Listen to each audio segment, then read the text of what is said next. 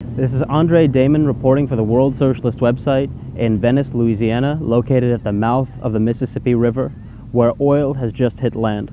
We spoke to environmental scientists, cleanup workers, and fishermen today about the impact of the BP oil spill, which is dumping hundreds of thousands of gallons of oil into the Gulf of Mexico every single day. We're extremely beyond pissed at BP, and words really can't describe our frustration. I'm, as a native of these parts, native New Orleanians, I have generations of family members that have lived off the land in Louisiana, and there's just so many of us that are devastated, and no apology, no amount of money will ever be able to fix our coast that they broke.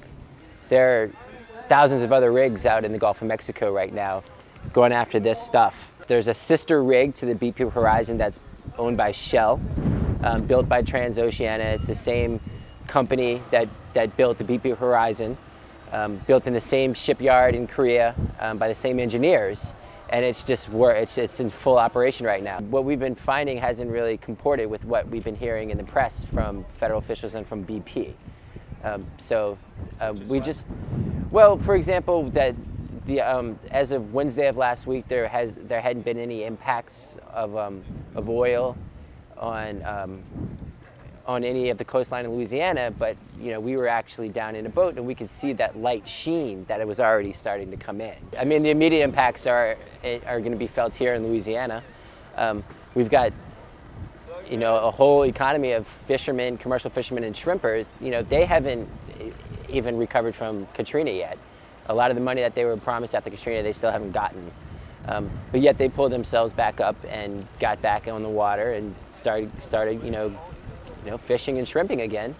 And for this to happen, not only does it stop them this year, but if it kills the larva, it interrupts the entire cycle of the shrimp and the crabs. So this could really kill the industry. I'm concerned about their response from the very beginning. We've been flying up, and the first time that we went in the air, and that day before we went up in the press, they said that there were 1,000 people working on this. There were over 50 vessels.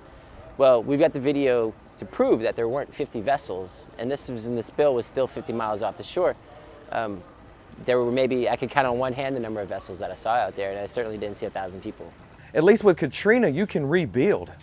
You can build things back. You can buy more boats. You can build marinas. This marina was wiped out after Katrina. You can build things. There's lumber, there's all that, but is water really that renewable? We have live bottom out there, coral. That stuff sinks, it lands on top of it, it's gonna die.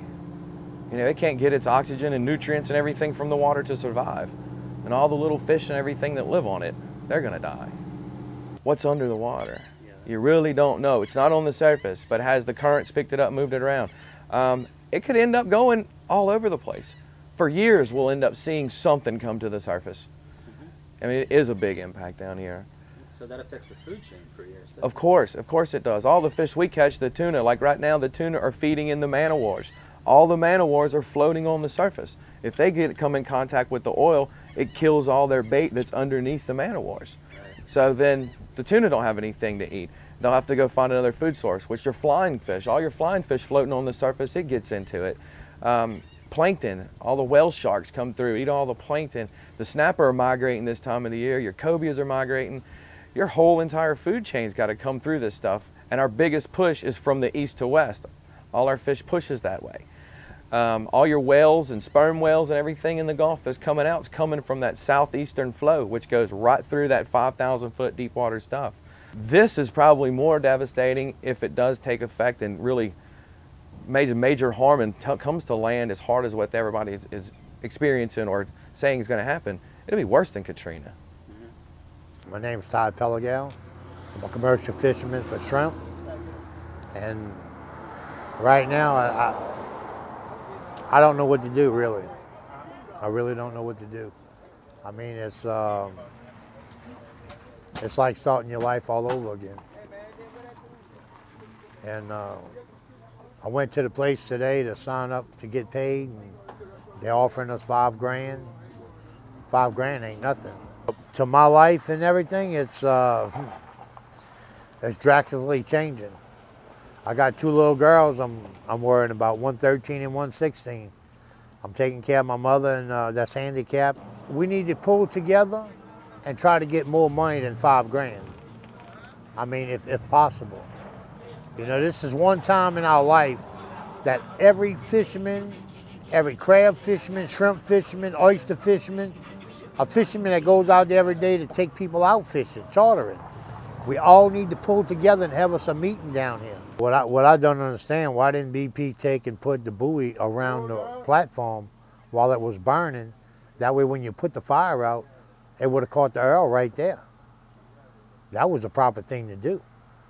I mean, instead of waiting for the Earl to travel in the water for miles and miles and hundreds of miles, I mean, it would have been trapped right there in that one area. And go ahead and just put pumps in the water and pump the Earl straight to the barges. And have a pump in each barge to pump the water out, because the Earl's going to float above the water. Just keep the water level down low till it fills up with Earl and bring it in. It wouldn't have cost them half as much money if they would have did it the right way. I mean, there's proper procedures you got to go through, and they didn't take none of the cautions, none whatsoever. I mean, the Earl get out of hand.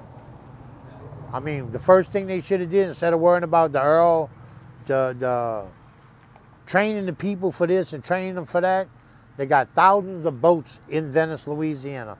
Just go put them to work and put the buoys out. I mean, it's not like we haven't been around Earl. We live in a Earl environment with platforms everywhere where we travel at. I mean, we're capable of working with the Earl. For sure, the oysters will never come back. It'll take years for them to come back.